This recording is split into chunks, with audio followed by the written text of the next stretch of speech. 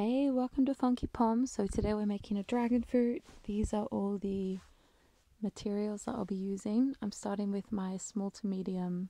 It's a second size in my pom-pom maker set. And we're starting with 3 rounds, 2 of the white yarn and 1 of the black. And we're going around approximately 40 to 45 times. I was aiming for 40, but I think I did a couple of extra, which is fine. And then we're going over it with the bright pink yarn, and that will be about 30 rounds, or until it's full, and just make that nice and even around the outside of the first half. Then we're going to close that. We go to the second round, the second half. These are going to be the green parts of the skin of the dragon fruit. So we're going to separate those a little bit. You can see I've pre-cut mine and I used the wrong sizes, you'll see later. So those are a little bit too big, but that's fine. So you want to have those nicely spread out. So we do 2 of those, and then I'm going around 50 times with the pink. So go nicely over the top of those. Like I said, approximately 50 rounds, and then we're going to go back in and do 2 more. Try to space them out in different areas. And then just tie those off, or if you don't want to tie them, just kind of hold them closed until you kind of wrap them. You'll go over them anyway with the pink, and actually you see with this one it was a bit small, so I couldn't tie it up properly, but I just went over it with the pink and it holds fine. And we're gonna do another 50 rounds of pink over the top of those ones. You can see me having to struggle with my wool a little bit.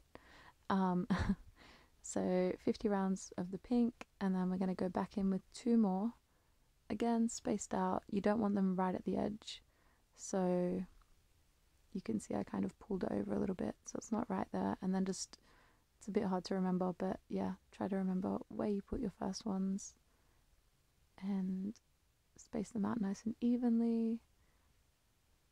And I do 2 rounds of those, by the way, so I take it around twice to make sure the green parts really sort of stand out. And then we're going to go around with the pink yarn probably around another 50 times, but again just until it's full.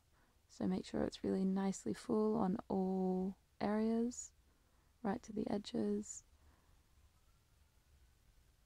Make sure it's all wrapped up, and then we close them up and we're going to cut.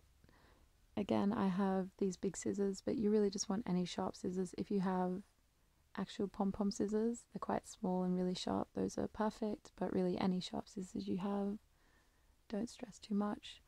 Make sure you cut nicely in the middle so it's all sort of even on every side. And then I'm using a piece of white yarn to tie it off in the middle.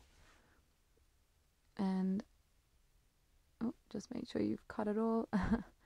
So I'll tie it, usually I go 1 knot, just make sure it's super tight, and then I turn it back around, flip it, and I do a double knot.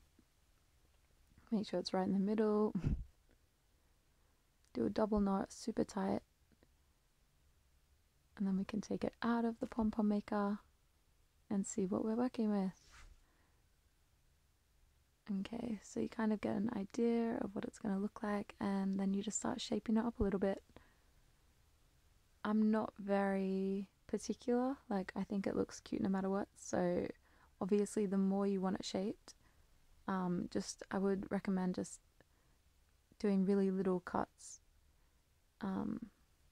to start shaping it, and then you can take more and more off it. So if you're like quite particular, you want the top flat or something, like where the seeds are, you can just work around that first. I would always recommend doing the seeded part first, the white and black part of the yarn, because you do want that to be a little bit flatter than the pink part. But obviously do whatever feels right to you. And then yeah, just slowly keep shaping it until you're happy with the way it looks.